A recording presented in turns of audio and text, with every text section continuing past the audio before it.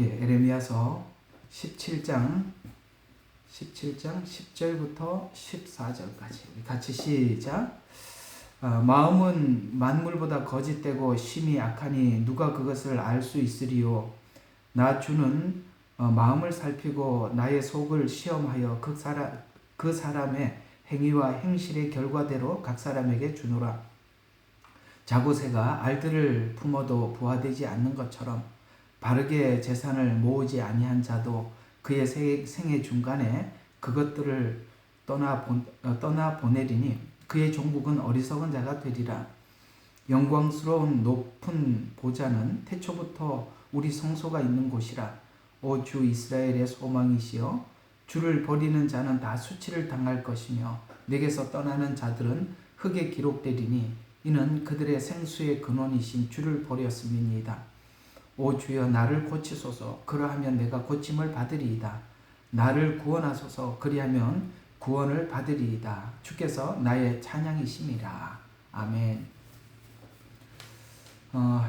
오늘은 성막의 이 두 받침을 하면서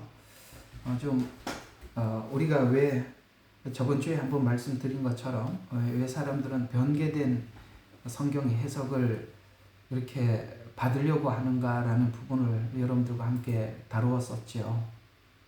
왜 우리가 이게 하나님 말씀 위에 이게 두 촉, 그러니까 신약과 구약, 그러니까 우리가 흔히 말하는 게 우리 신앙은 이게 말씀이라는 기초 위에 서 있는 거거든요. 믿음이 서 있는 겁니다. 그런데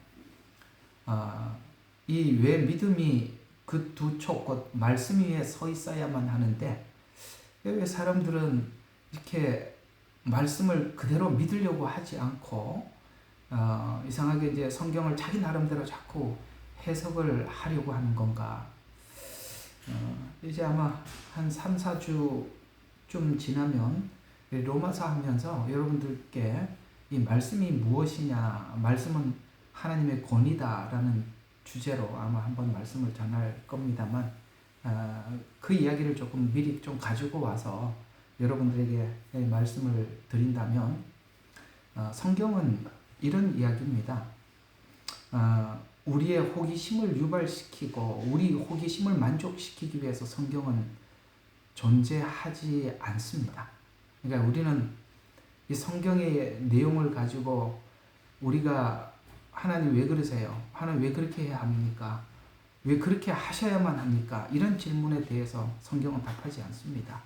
그런 질문들은 오늘 여기 금방 읽어보시면 구절을 보시면 마음은 만물보다 거짓되다고 이야기합니다. 그리고 심히 악하다고 말합니다. 쉽게 말해서 부패하고 악한 우리의 마음에, 우리 질문에 성경은 대답할 마음이 전혀 없습니다. 그런 식으로 하나님 앞에 자꾸 물어가기 시작하면 성경을 우리가 받을 수도 없고 성경이 열리지도 않을 뿐만 아니라 성경이 이상하게 꼬여가게 되어 있습니다. 왜? 우리 마음이 거짓되어 있거든요. 부패하거든요. 부패한 우리의 질문에 성경이 답하려고 성경이 거룩한 성경이 있는 게 아니거든요. 그러니 우리가 사실은 하나님 앞에 하나님 왜 저 사람은 예정하고 나는 예정 안 했습니까? 나는 예정 안 해서 안 믿어요.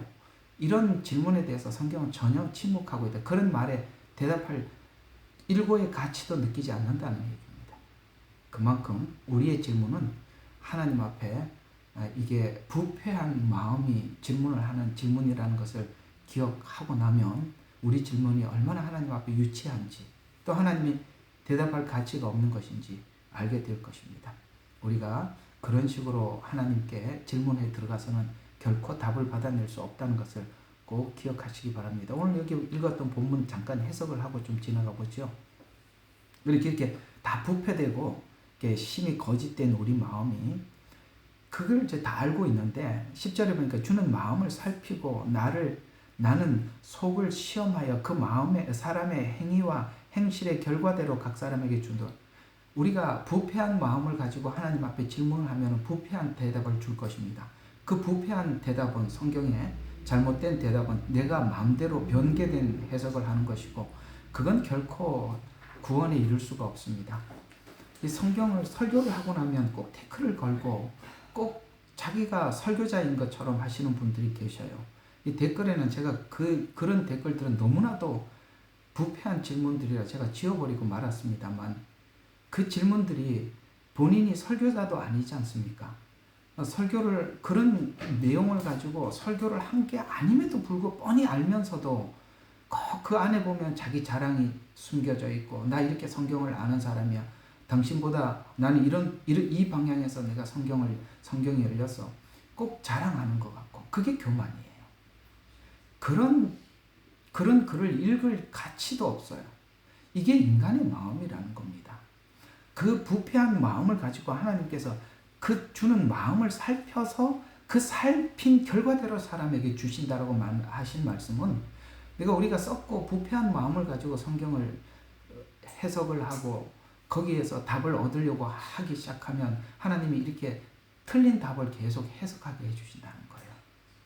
여러분, 우리 마음이 어떠한가에 따라서 성경이 열리기도 하고 닫히기도 하는 것입니다. 그래서 계속 이렇게 이야기해요. 자고새가 알을 품어도 부화되지 않은 것처럼 바르게 재산을 모으지 아니한 자도, 바르게 하나님 앞에 진리를 추구하지 않는 자도, 이런 이야기가 되는 겁니다. 바르게 재산을 모으지 아니한 자도 그의 생애 중간에 그것들을 떠나보내리니 그의 종국은 어리석은 자가 되리라. 성경에 이런 말씀이 있는 거 아시죠? 너희가 가진 것마저도 빼앗긴다고 말씀하고 있습니다. 여러분, 이 가진 것이 하나님께서 주신 작은 은혜의 출발을 하였다 할지라도 우리 마음이 이렇게 부패된 질문을 하고 우리가 우리 욕심에 따라 성경의 답을 구하면 그 있는 것까지도 다 빼앗기는 겁니다. 아무 소용이 없어요. 성경을 외운들 무슨 소용이 있겠으며, 성경을 여러분들이 백독을 하고 천독을 한들 무슨 소용이 있습니까? 그렇게 성경을 많이 읽어가지고 교만해질 바에는 차라리 성경 안 읽는 게 낫습니다. 이해가 가세요? 그런 것처럼 우리 마음에 따라서 하나님이 대답해 주신다는 것입니다. 성경은 바르게 진리를 추구하고 바르게 하나님 앞에 은혜를 구하면 거기에 대해서 하나님과 깊고 깊은 신비로운 말씀을 열어주시겠지만, 그러나 우리 마음이 부패하고 악하면 그런 방식대로 하나님께서 열어주신대요. 그래서 그 종국은 어리석은 자가 된답니다. 알면 뭐합니까? 해석을 하면 뭐합니까? 다 어리석은 해석들이에요. 그래서 영광스러운 높은 보좌는 태초부터 우리 성소가 있는 곳이라. 그 하나님을 향해서 올라가야만이, 하나님을 향해서 우리가 구해야만이 성경이 열리는 것입니다. 주 이스라엘의 소망이요, 주를 버리는 자는 다 수치를 당할 것이며 또 내게서 떠나는 자들은 흙에 기록되리니 이는 그들은 생수의 근원이신 주를 버렸다는 거예요. 여러분, 이 주를 버렸다는 말의 뜻은 무슨 말이냐면, 우리가 예수님 오셔서 이런 말씀을 하셨죠. 너희가 성경에 영생이 있다고 성경을 상고한다라고 했습니다. 그렇습니다. 영생은 자기를 위해서 성경을 본 거예요. 어떻게 하면 구원을 얻는 진리만을 구하는 것입니다. 아닙니다. 성경은 누구 이야기라고요? 예수님에 관한 이야기라고 말씀하고 있어요. 여기도 뭐라고 말씀하고 있냐면은 너희 욕심을 위해서 성경을 보다 보니까 생수의 근원이신 주님을 버린 겁니다. 영생을 얻기 위해서 성경을 보다 보면 주님을 놓친다고요. 근원이란 말이에요. 거기가 샘물의 근원이라서 거기서 계속 솟아나오는데 우리가 그걸 버리고 나면 뭘 얻겠습니까? 주여 나를 고치소서, 그리하면 내가 고침을 받으리라. 이걸 기도할 수 있어야 돼요. 왜요? 아까 처음에부터 이야기했죠. 마음은 만물보다 거짓되고 심히 악하다고 했습니다. 그걸 하나님 앞에 고쳐달라고 하나님 앞에 기도하는 게 우선이라 이 말이에요. 성경을 펴놓고 열어달라고 기도하는 게 우선이 아니라 하나님이 썩은 내 마음을 고쳐달라고 하나님 앞에 구할 때 하나님 뭐래? 주여 나를 고치소서, 그리하면 내가 고침을 받으리이다. 그래서 나를 구원해 주소서, 그리하면 내가 구원을 받으리이다. 주께서는 나의 찬양이심이라. 아멘. 우리가 성경을 많이 알고 하나님의 환상을 보여주고 다 필요 없어요. 이 내 마음이 부패하다는 것을 인정하는 것부터 성경은, 거기서부터 성경이 열리는 겁니다. 참 놀랍지요? 우리는 오늘 이 두 촉 위에 신약과 구약, 곧 말씀 위에 우리 신앙이 서 있어요. 이 말씀 위에 서 있으려면 우리가 말씀을 봐야 되는데, 말씀을 볼 때 우리가 어떤 마음으로, 하나님을 경외하는 마음으로, 하나님을 두려워하는 마음으로 하나님의 말씀이 하나님의 말씀으로 보고 들어가느냐, 아니면 여기서 내가 필요한 걸 얻으려고 하는, 근데 필요한 것들은 우리 썩은 마음들, 우리 죄성들, 그걸 가지고 자꾸 합리화하려고 성경을 본단 말이에요. 그러니 여러 가지 논리들이 나와요. 정직하게 하나님 말씀을 깨끗하게 설교했으면 아멘하고 받을 것이지, 거기다가 자기 이야기를 삽입시킬 게 하나도 없는데 그런 것들은 전부 다 우리의 더럽고 추잡한 마음을 그대로 표현하는 것입니다. 그래서 우리는 저번 시간에 여러분들과 함께 왜 사람들은 성경을 변개한 해석을 받아들일까라는 부분을 창세기 3장의 하와의 부패된 마음, 그러나 예수님은 하나님 앞에 정직한 마음으로 가졌기 때문에 마태복음 4장에 그 사단의 그 변개된 해석, 거짓된 말씀을 분별하고 극복할 수 있었다고 말씀을 드렸습니다. 그래서 요한계시록 22장에는 하나님 말씀을 더하거나 빼지도 말라라고 말씀하신 것이 무엇인지를 저번 주에 창세기 3장, 마태복음 4장, 그 다음에 요한계시록 22장을 통해서 봤었죠. 오늘은 사단은 성경 변개 작업과 해석 변개 작업을 계속해 왔다라고 우리는 성경을 통해서 말씀한 것을 계속 봐왔지요. 그래서 변개된 해석을 받아들이지 않는 사람들, 오늘은 이제 누가 이 변개된 해석을 받아들이지 않는가 쪽에서 한번 살펴보려고 하는 것입니다. 저번 주에는 변개된 해석이라는 누가 받아들이는가 쪽에서 봤다면, 오늘은 누가 이렇게 하나님의 말씀을 변개해서 이렇게 속여서 거짓으로 들어올 때 누가 그것을 물리치고 거부하고 하나님의 말씀을 따라 진실하게 그 말씀을 따라 갔는지, 성경에는 그런 사람들이 우리가 다 좋아하는 사람들이죠. 첫 번째, 다니엘과 다니엘 세 친구들이 바로 하나님의 말씀을 가감하지 않고 그대로 믿고 실천하며 살아갔던 사람들입니다. 그들은 어느 날 갑자기 풀무불에 우상에게 절하지 않고 풀무불에 들어간 것이 아닙니다. 그들은 이미 그 앞에 왕의 진미를 거절했습니다. 그리고 하나님이 금하신 음식을 거절하는 삶을 앞에서 살았습니다. 여러분, 어느 날 갑자기 내가 마지막 때 하나님, 내가 다른 거는 지금까지 죄 짓고 내가 지금 형편없이 이렇게 마음대로 살더라도 하나님 마지막 때 우상을 딱 갖다 놓고 나 거기다 절하라 그러면 그때는 내가 절하지 않겠습니다. 그런 일은 없다는 거예요. 평상시에 우리가 하나님 말씀을 쫓아 살아가는 사람들이 그 시간에 가서 믿음을 지키는 것이지, 여러분 다니엘 세 친구가 그 앞에 왕의 진미를 먹으라고 했을 때 성경에 기록된 대로 그 하나님 부정한 음식을 먹지 않겠노라고 평상시에 그렇게 살았던 거예요. 그 평상시에 살았던 삶이 결국은 그런 정말 결정적인 순간에 거절할 수 있었던 것이지, 성경을 이렇게 변형시키고 저렇게 변해 자기 마음대로 짜집기 해서 살았던 사람이 어느 날 그런 우상 앞에 절하라는 그 명령 앞에 거부할 수 있다고요? 아닙니다. 우리가 그 시간에 우리가 신앙의 절개를 지키는 것은 지금부터 절개를 지키는 사람이 그 시간에 절개를 지키는 것이지, 여러분 평상시에는 그렇게 살다 나는 그거는 안 하겠다, 그렇지는 않습니다. 이 다니엘과 다니엘 세 친구는 갑자기 등장한 사람들이 아니에요. 그들은 일상생활 속에서 하나님이 기뻐하는 삶을 살았고 하나님을 경외하는 삶을 살았기에 결과적으로 그런 상황이 왔을 때 거절할 수 있었던 것입니다. 또 선지자 중에서는 예레미야 선지자를 보면은 우리가 그 예레미야 선지자는 정말 진실하게 하나님 말씀을 전했던 사람들입니다. 대부분의 그 시대의 사람들은 편리주의, 편하게 신앙생활을 하기를 원했었어요.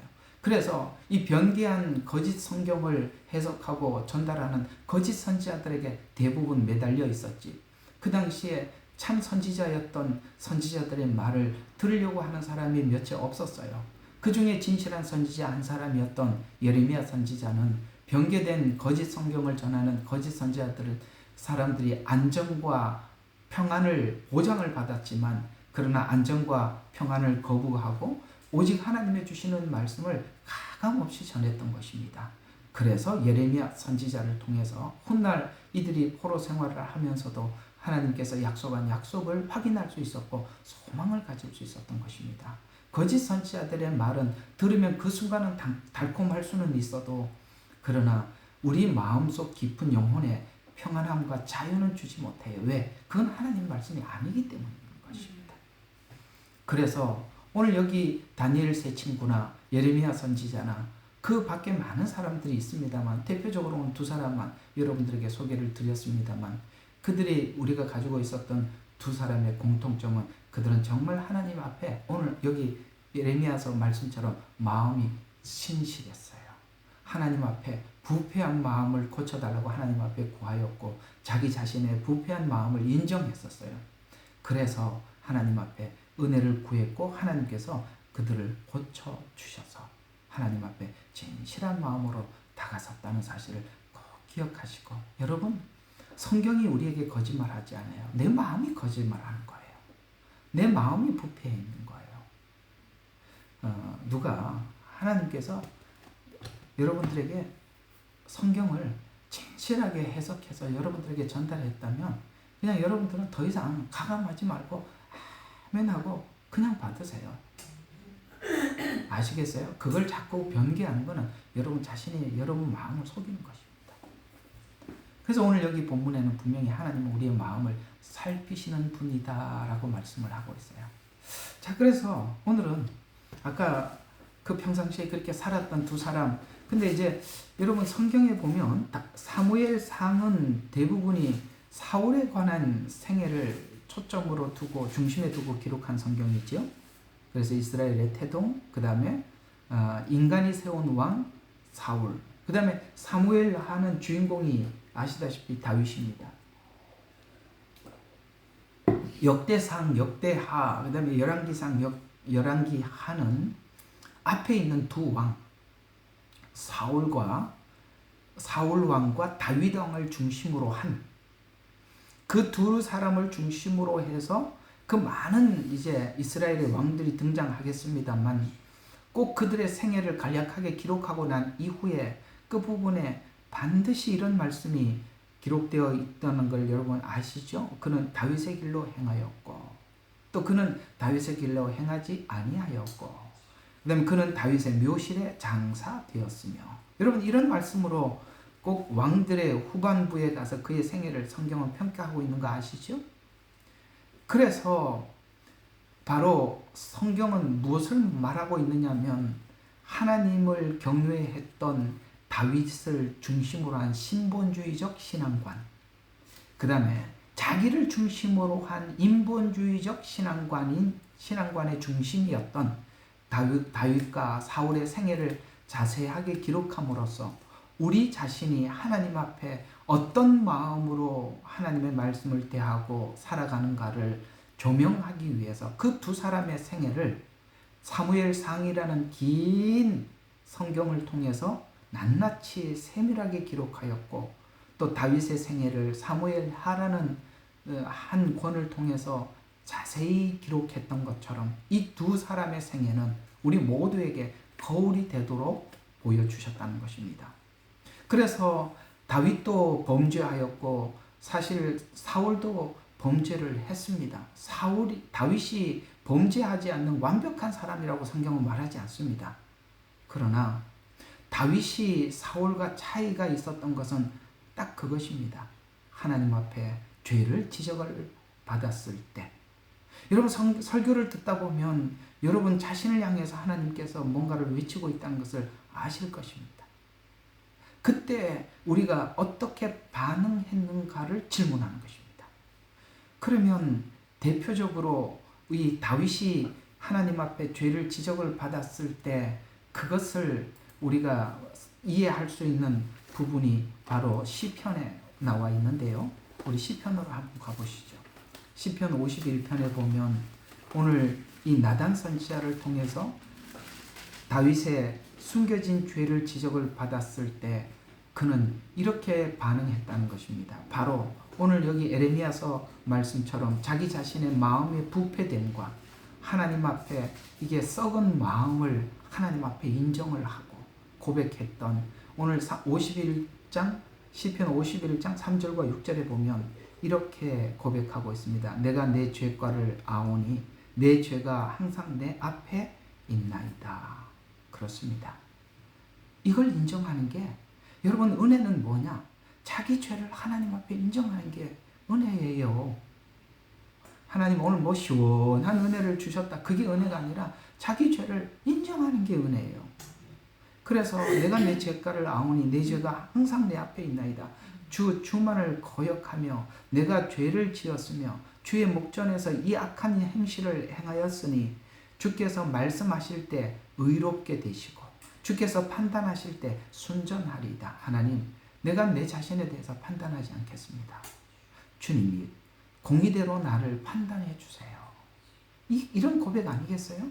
그래서 보소서, 내가 죄악 중에 조성되었고 죄 중에서 내 어머니가 나를 배었나이다. 보소서, 주께서는 마음에 있는 진실을 원하오니 주께서는 감추어진 곳에서 나로 지혜를 얻게 하소서. 아멘. 그래서 하나님, 우슬처럼 나를 정케 하소서. 내가 깨끗하리이다. 나를 씻기소서. 내가 눈보다 더 희게 하리이다. 아멘. 바로 이거예요. 은혜가 뭘까요? 이게 은혜 아니겠어요? 하나님, 내가 자기 죄가를 아는 거예요. 하나님이 말씀하는 게 옳습니다. 내가 이야기하는 거는 썩고 부패한 마음이 주장하는 거예요. 그건 틀린 거예요. 바로 이것이 하나님 앞에 그렇게 기뻐했던 것입니다. 여러분, 다윗의 죄가 적은 죄입니까? 얼마나 악한 죄입니까? 여러분, 간음도 악하지만 그 남편을 사실 아시죠? 우리아를 남들 모르게 죽인 거 아니겠어요? 자기가 필요한 걸 얻으려고. 정말 악한 죄 아닙니까? 그걸 얘기했을 때 더 숨기고 싶은 마음이 없는 거예요. 하나님 앞에서 자기 죄를 인정했던 거. 그래서 다윗은 하나님께 진실했고 정직한 마음을 보여드리기를 원했어요. 그랬더니 하나님께서 그 마음에 지혜를 부어주시더라. 10절부터 보면은 하나님이여, 내 안에 깨끗한 마음을 창조하시고 내 안에 바른 영을 새롭게 하소서. 창조라는 말을 왜 썼을까요? 나 선한 마음 1도 없다는 거예요. 창조. 왜 창조입니까? 없던 걸 있게 하는 거예요. 그런 것 같아요.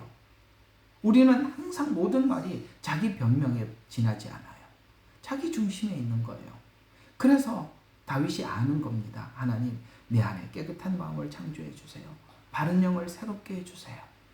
11절, 주의 면전에서 나를 쫓아내지 마시고 주의 거룩한 영을 거두어 가지 마소서. 주의 구원의 기쁨을 내게 회복시켜 주십시오. 자원하는 영으로 나를 붙드소서. 여러분, 이 기도가 하나님이 얼마나 기뻐하는 기도겠어요.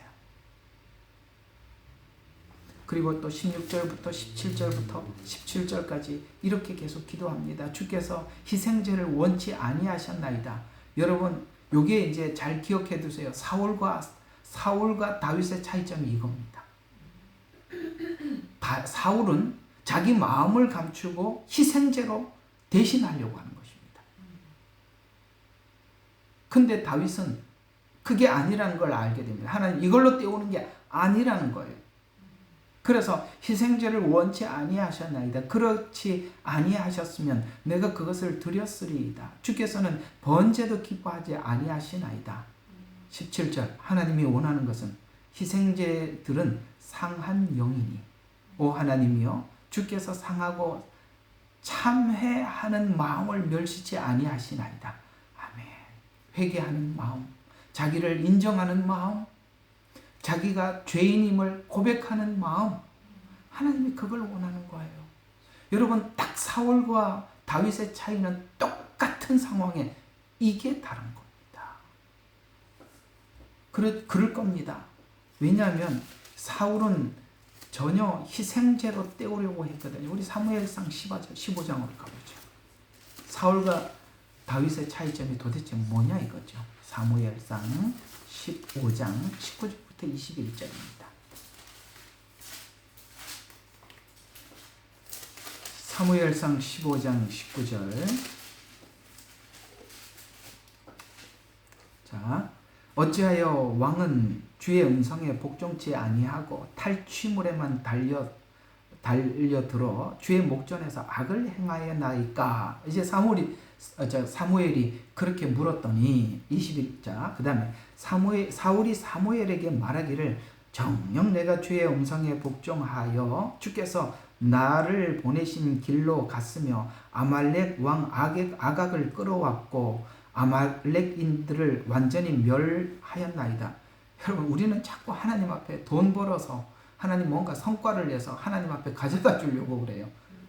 맞죠? 지금 그 얘기잖아요. 나 아말렉의 아각을 끌어왔고 내가 사단을 멸했고 내가 이렇게 승리했습니다.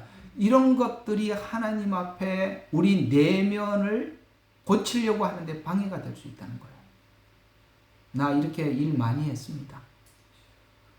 나 이런 사람입니다. 이런 성과를 냈습니다.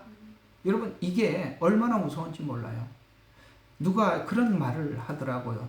야고보서에서 말씀하고 있는 말씀 중에 너희들이 하나님 앞에 많이 선생이 되지 말라. 여러분, 선생이 돼서 누구를 가르치고 나면 자기가 완성품인 줄 알고 착각해요. 여기 유대인들이 그런 착각을 했어요. 자기는 무식한 사람들을 가르치는 선생이라고 생각해서 자기는 됐다고 생각하는데, 항상 기억해야 될 것은 가르치는 사람은 가르치면서 자기 자신에게 은혜를 끼치는 거고, 듣는 여러분들은 들으면서 은혜를 끼치는 것이지, 여기 가르치는 사람이 완성품이 가르치는 게 아니라는 걸 기억하셔야 됩니다. 내가 누군가를 고치고 있다고 하더라도 나는 아직 고쳐야 될 사람이라는 걸 결코 잊어서는 안 된다는 것이죠. 오늘 여기 사울이 왜 착각을 하고 있습니까? 아말렉 아각을 끌어왔다는 거예요. 그리고 아말렉인들을 완전히 멸했다는 거예요. 여러분, 사탄을 물리치면 뭐합니까? 자기 속에는 교만이 가득 차 있는데요. 그래서 계속 보시면 21절에 보니까 그러나 백성이 완전히 멸해야만 했던 탈취물 중에서 주 당신의 하나님께서 길갈에서 제사 드리기를 위하여 가장 좋은 것으로 양들과 소들을 취하였나이다. 내가 이렇게 승리해서 이 정도 내가 좀 취해서 내가 취하는데 그게 뭐 잘못됐냐, 내가 이렇게 고생하고 애썼는데, 그런 이야기거든요. 그래서 이제 22절과 23절에 보면 이제 변명하는 사울에게 사무엘이 이렇게 말합니다. 그러자 사무엘이 말하기를 주께서 번제와 희생제를 주의 음성에 복종하는 것처럼 크게 기뻐하시겠나이까? 보소서, 복종하는 것이 희생제의 물보다 낫고 경청하는 것이 수양의 기름보다 낫나이다. 딱 누구하고 대비되죠? 아까 다윗하고요. 다윗도 그런 적이 있었죠. 지금 여기 밧세바와 간음했던 사건은 그가 많은 전쟁에서 승리하고 난 이후에 있었던 일입니다. 지난날 많은 승리를 하면 지금 현재 나는 아무 문제가 없는 건가요? 우리가 그래서 선생이 된다는 것은 참 많은 훈련이 필요한 거예요. 무서운 일입니다. 하나님께서 선생이 돼도 하나님께서는 모세를 그렇게 훈련을 오랫동안 시킨 이유가 있어요. 왜 바울을 그렇게 완전히 죄의 끝에 갔다가 극적으로 하나님이 만나 주셔서 극적인 변화를 극적으로 변화를 이렇게 이루어 주셨을까요? 우리는 그런 것들이 평생 잊을 수 없는 하나님 앞에 은혜로 깊게 자리매김하게 하기 위해서 하나님이 그런 깊은 일들을 하신 것입니다.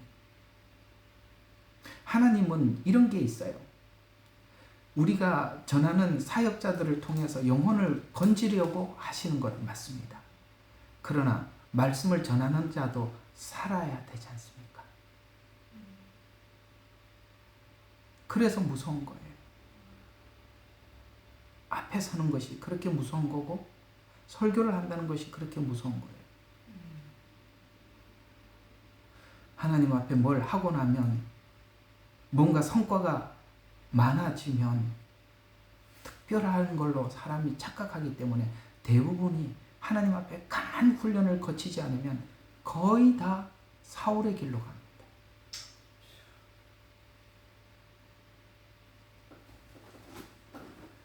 여러분, 사무엘이 이것쯤이야라고 생각하는 거거든요. 그래서 23절에 정확하게 그의 죄를 사무엘이 지적을 합니다. 자, 이 23절을 눈여겨볼 필요가 있어요. 이는 거역함이 마법의 죄와 같고 완고함은 행악과 우상숭배와 같음이니이다. 왕이 주의 말씀을 거역하였기에 주께서도 왕을 거절하여 왕이 되지 못하게 하셨나이다 하더라. 여러분, 이런 사람은 하나님 앞에 안 하는 게 낫다는 거죠. 그런데 한번 왕의 자리를 맛보았고 내려갈 마음이 없어서 그는 평생 하나님께서 왕관을 내려놓아라 라고 했더니 그게 내려놓지 못하는 게 교만한 증거란 말이에요. 하지 말라고 그러면 안 하면 되는 거예요. 왜 그걸 끝까지 하려고 합니까? 자기의 명예 때문에 그러는 거예요. 그래서 오늘 이 말이 무슨 말이냐면 거역하는 것은 마법의 죄와 같고 완고함은 행악과 우상숭배와 같다라는 이 마법과 같다라는 말은 무슨 말이냐면 하나님을 대신 다른 힘을 의지하는 것과 같이, 마법의 힘을 의지하는 것과 같이, 이것은 곧 너가 하나님의 권위를 부정하는 행위다 이 말이에요. 여러분, 이렇게 거절하는 것은 하나님의 권위를 부정하는 거예요. 그래서 오늘 이 말을 지적을 들었을 때 이 하나님과의 관계가 가장 중요하다고 생각했더라면 이걸 내려놓고 하나님, 내가 하나님과 관계가 파괴된다면 내가 뭐도 필요가 없습니다 하고 내려놨었어야죠. 사울은 하나님과의 관계가 중요하지 않았어요. 자기가 가지고 있는 왕관이 내려놓을까 봐 크게 두려웠던 것입니다. 그래서 관계 회복을 위한 마음은 사울에게는 전혀 없고 그저 하나님 앞에 종교적인 행위에 치중해서 하나님 이거나 받으세요. 소나 받으시고 양이나 받으시고 번제나 받으시고 이러고 앉아있는 거예요. 그래서 오늘 이 지적한 말씀을 거부하는 것은 완고한 마음을 드러내는 것이다. 다른 말로 교만을 드러내는 것과 같다. 이렇게 얘기를 하는 것입니다. 여러분, 우리가 하나님 말씀을 그대로 전했을 때 마음에 와닿고 하나님이 찔림을 주셨을 때 여러분 마음이 또 다시 속에서 다시 재해석을 해 들어가는 것은 완고한 증거입니다. 그것이 교만하다는 거예요. 여러분, 하나님과의 관계가 더 중요하다고 여기신다면 이런 하나님 앞에 아픈 지적을 내 뼛속 깊이 받아들일 수 있어야 돼요. 왜 우리가 하나님의 말씀을 들은데도 다시 재해석합니까? 바로 완고한 우리 마음 때문입니다. 오늘 그 다음에 고집이라고 표현하고 있어요. 고집은 자신을 굽히지 않는 태도는 우상 숭배와 같아서 고집이 하나님보다 더 높은 교만이 되었다는 거예요. 우상 숭배가 뭡니까? 하나님 위에 있는 거예요.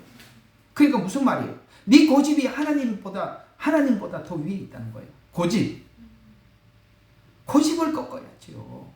예? 꼭 하나님 말씀 그대로 있는 대로 전하고만 꼭 다시 자기가 해석한 걸 다시 또 이야기를 해. 그건 다 자기 고집이에요. 아니라고 말을 하면, 문제가 있다고 얘기하면 맞습니다. 이렇게 하면 참 얼마나 하나님 기뻐하시겠어요. 끝까지 자기가 옳다고 주장하는 거. 그걸 하나님은 고집이라고 이야기하는 것입니다. 그래서 오늘 하나님께서는 모든 왕들에 대한 열왕기 상 왕들에 대한 이야기를 하나님께서 하시기 전에 바로 다윗과 사울의 그 행적을 미리 기록해 놓고 육적 성도와 영적 성도가 무엇이 다른지를 정확하게 둘을 구분해 놓고 쭉 설명함으로써 여러분들은 여기에 있는 모든 사람들이 누구는 히스기야가 될 수도 있고 누구는 요시야가 될 수도 있고 누구는 아합이 될 수도 있다는 것입니다. 그건 내가 하나님 앞에 어떻게 죄를 지적을 하고 말씀 앞에 어떻게 반응하느냐에 따라서 그저 모두가 다를 뿐입니다. 그래서 이 말씀에 조건 없이 순종하든지 왜곡하든지 바로 그것은 각자의 선택 안에서 달라지는 것이라 라고 말씀하고 있습니다. 그래서 변개된 해석을 따르는 자들은 사울과 같은 성향을 가진 자들이기 때문이라고 하나님은 우리에게 사울을 통해서 우리의 거울 삼아 보게 해주신 것입니다. 자, 이런 것처럼 오늘 이게 사울과 다윗, 그래서 역대 왕들에 대한 이야기를 쭉 나열을 하셨다면 이제 신약에서도 보면 이렇게 여러 가지 어려운 상황과 정황 중에서도 마음이 정직한 자들은 하나님 앞에 다 나오더라는 거예요. 마음이 정직한 자. 예를 들어서 여기 바리새인들 중에서도 니고데모 같은 사람이 있더라는 거예요. 그래서 바리새인들 중에서도 니고데모와 같이 그 마음이 정직한 자는 아무리 바리새인들이 예수님의 사역을 방해하고 거짓이라고 지적을 하더라도 그는 마음이 하나님 앞에 깨끗하고 정직하다 보니까 하나님 밤중에 찾아와서 이것은 하나님이 함께하지 않으면 결코 있을 수 없는 일이라는 것을 내가 아나이다. 여러분 다른 바리새인들도 다 알았어요. 그는 하나님이 함께하기 때문에 예수님 앞에 이런 일들이 일어나고 있다는 것을 그들은 성경에 대해서 박식했기 때문에 알고 있었어요. 그런데 한 번도 그것을 뒤집어서 아니라고 주장하려고 그것만 찾으려고만 했지. 이해가 가요? 하나님 앞에 자기가 정직하게 한 번도 반응한 거 아니에요. 그래서 이 니고데모는 계속 관찰하고 있다가 야, 저건 분명히 메시아이기 때문에 일어나는 일이다. 성경에는 이렇게 기록된 대로 그 메시아가 오시면 이렇게 하신다고 하신 대로 지금 그런 일이 일어나고 있구나 라는 것을 알고 밤중에 찾아온 거예요.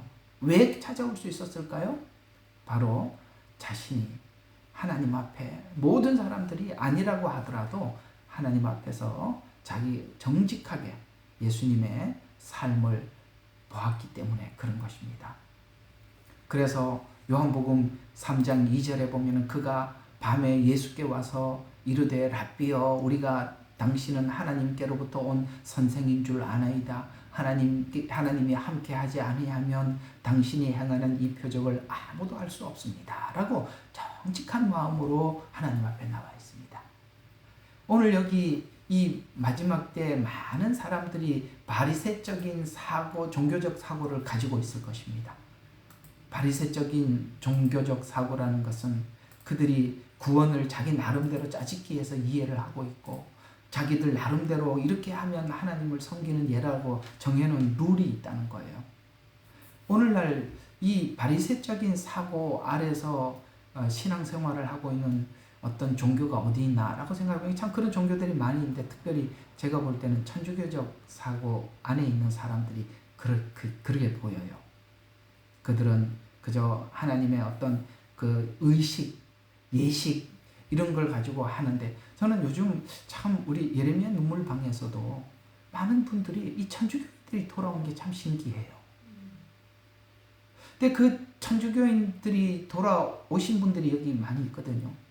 근데 그분들의 공통점이 있어요. 뭐냐면은 하나님 앞에 정직하다는 거예요.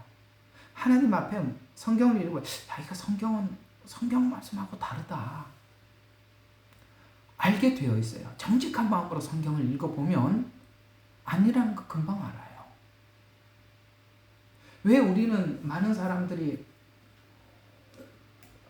복음 아닌 복음을 거짓 복음을 외치는 데 있을까요? 그들이 정직하게 성경을 한 번만 읽어봐도 알게 되어 있어요. 성경은 그렇게 닫힌 책이 아닙니다.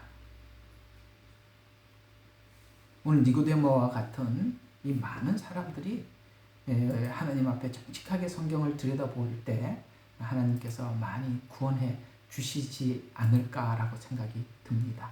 또 신약에 보면 이 빌립보에 있던 이 간수 이야기가 나와 있어요.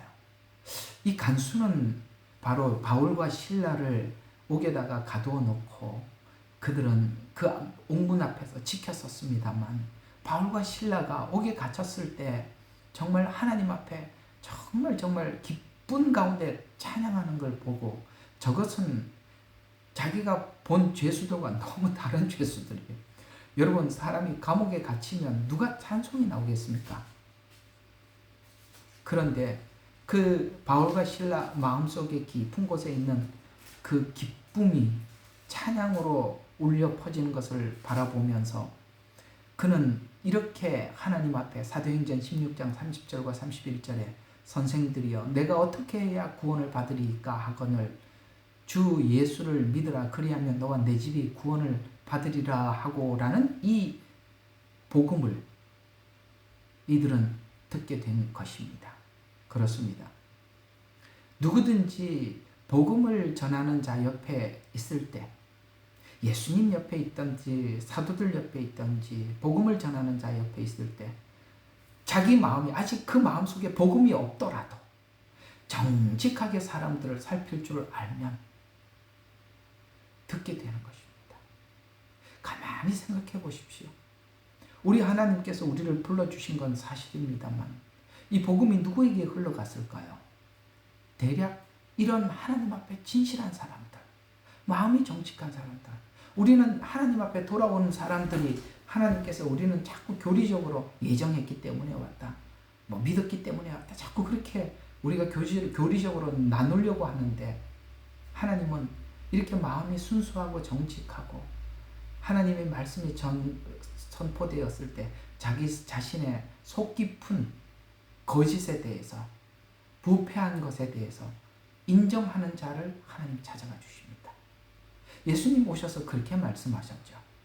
나는 의인을 부르러 온 것이 아니라 죄인을 부르러 왔다고 했어요. 그렇습니다. 예수님 오셨을 때 죄인은 누구나 다 주님 앞에 왔어요.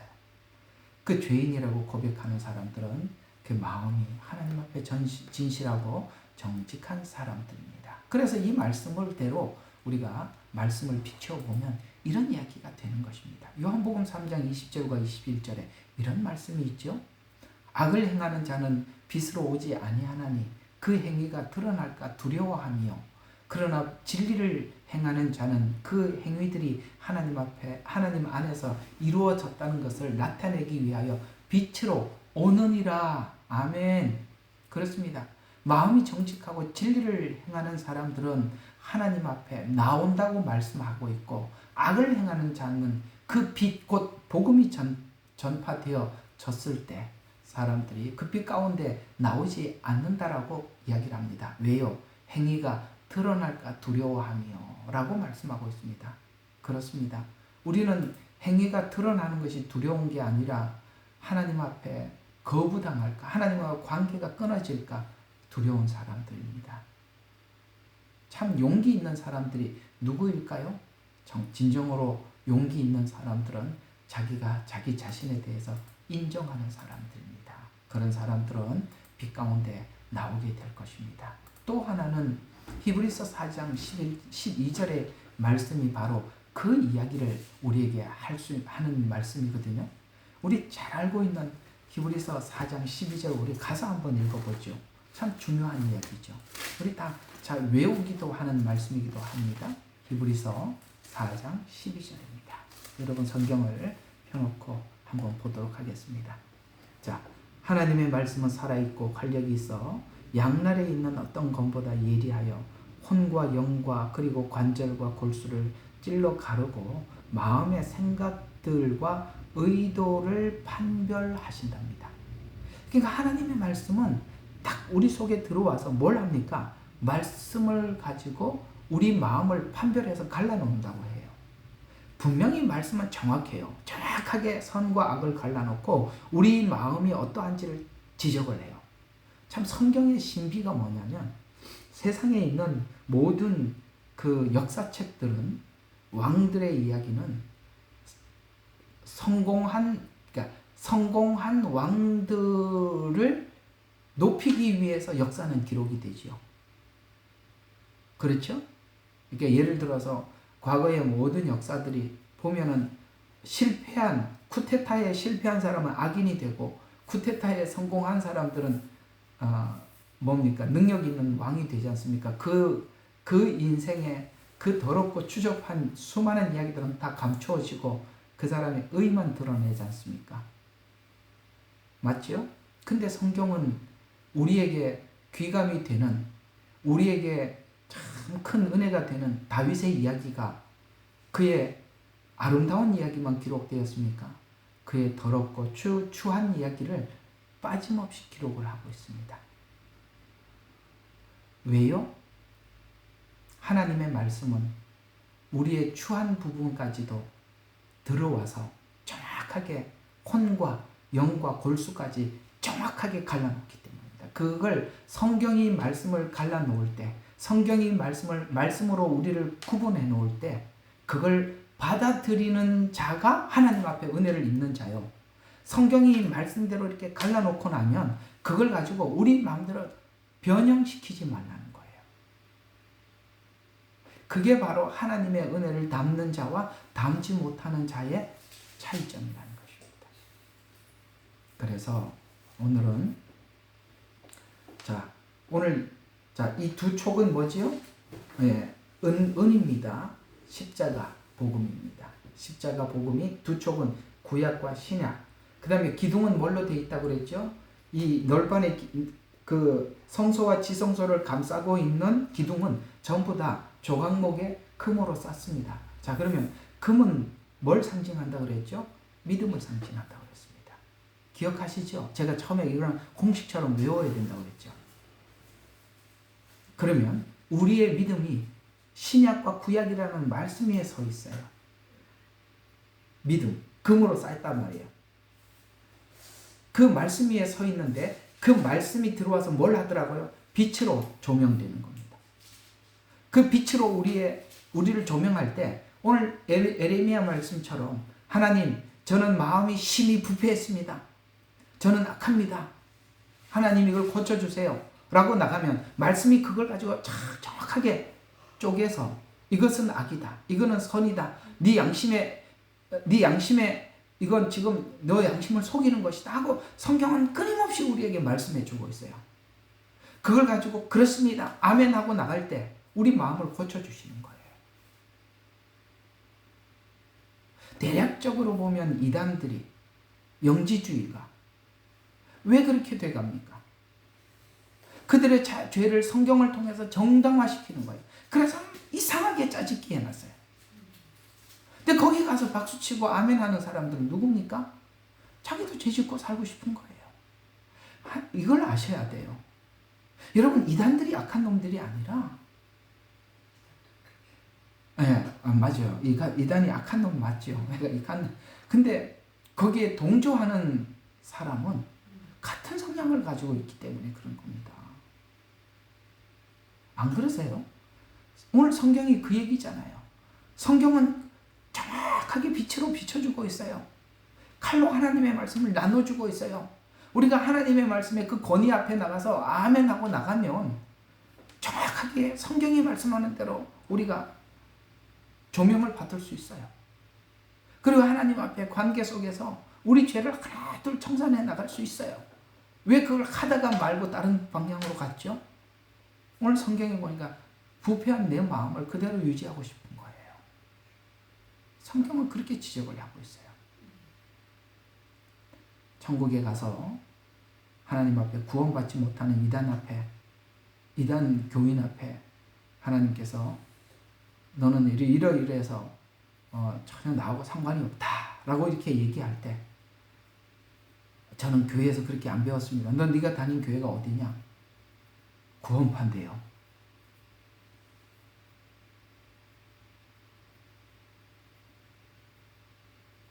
그들이 말씀하는 게 성경하고 틀리다는 걸 네가 몰랐냐? 라고 물으면 성경을 읽어볼 때 분명히 하나님이 비춰주셨을 것입니다. 하나님이 말씀 안 할 리가 없어요. 우리가 한번 옛날에 혹시나 여러분들에게도 그런 과거가 있었다면 한번 생각해봐요.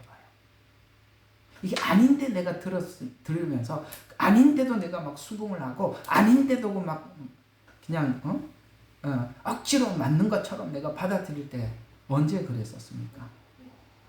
우리 마음이 그러했기 때문에 그랬던 것입니다. 공정하게 성경을 보니 아 이게 아니구나 하고 금방 알 것을. 그건 내 마음의 정직의 문제예요. 공의의 문제예요. 하나님을 경외하는 문제입니다. 자, 오늘은 여기까지 하겠습니다. 자, 저번 주에는 여러분들과 함께 왜 사람들이 변개한 성경을 따라가는가 쪽에서 보았습니다. 오늘은 우리가 변개한 성경을 받아들이지 않는 사람은 마음이 순수한 자, 정직한 자, 하나님을 경외하는 자, 자기 자신에 대해서 정직한 자들이라고 여러분의 말씀을 드렸습니다. 그 위에 우리의 믿음이 굳게 서 있어야 되는 것입니다.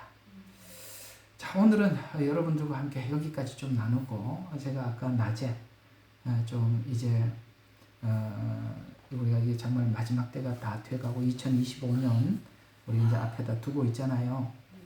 이제 2025년이 이제 앞에 있는데 누가 어디를 봐도 분명한 것은 이스라엘의 독립 이후에 이제 1, 2, 3, 4 인재앙에서 보면 참 이단들이 많이 나왔어요. 흰말 그렇죠? 그 인재앙의 흰말이 저 6장에 나옵니다. 요한계시록 6장에 보면 흰마리가 있는데 흰말 한 마리가 있는데 그 위에 탄 자가 활을 가졌더라. 그에게 한 멸관이 주어졌고 나가서 정복. 이게 뭐냐? 미혹입니다. 예, 지금 수많은 이단들이 이거 정말 많이 나타났어요. 그 다음에 두 번째 봉인을 열 때 4절에 보면은 다른 말이 나오는데 그 위에 앉은 자에게 땅에서 평화를 제거하는 권세가 주어졌으니 서로 죽이다. 이게 큰 칼을 가졌더라는 것은 대전입니다. 전쟁을 이야기하는 것입니다.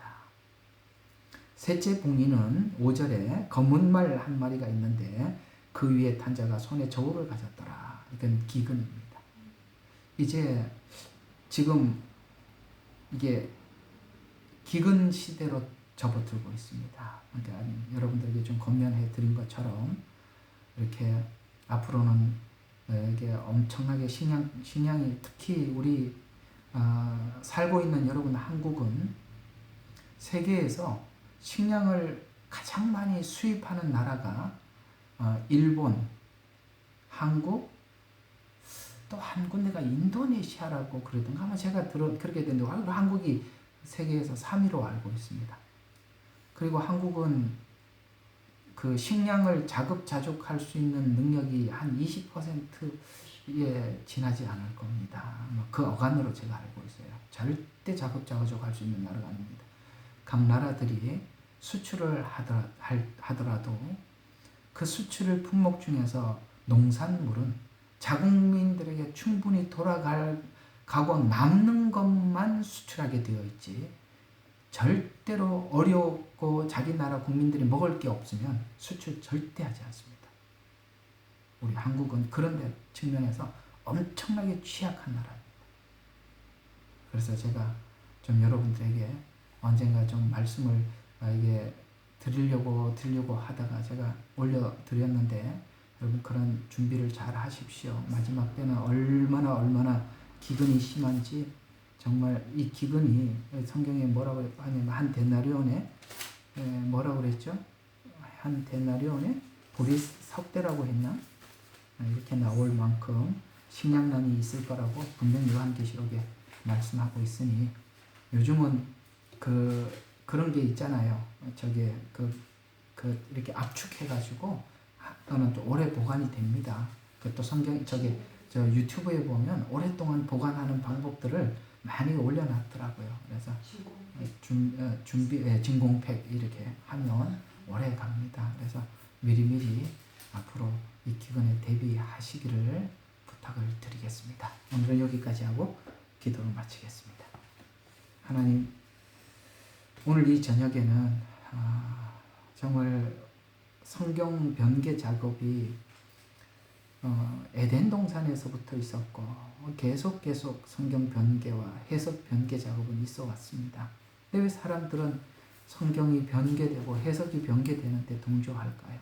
그것은 바로 우리의 부패된 마음을 그대로 표현하는 것입니다. 사무엘이 정직하게 하나님의 말씀을 사울에게 전했지만 그는 그 마음의 욕심을 내려놓을 마음이 전혀 없었기에 아버지 하나님, 사무엘이 지적하고 있는 이 지적에 대해서 그저 반감을 가지고 대적했을 뿐입니다. 하나님, 우리가 생명의 근원이 우리 마음속에 난다고 했으니 하나님, 우리 마음이 더 이상 부패하지 않도록 하나님 굳게 지켜주시고 하나님 앞에 부패한 마음을 있다면 하나님 이거 고쳐달라고 하나님 앞에 간절히 기도하는 저희들이 되게 도와주세요. 예수님 이름으로 기도드렸습니다. 아멘.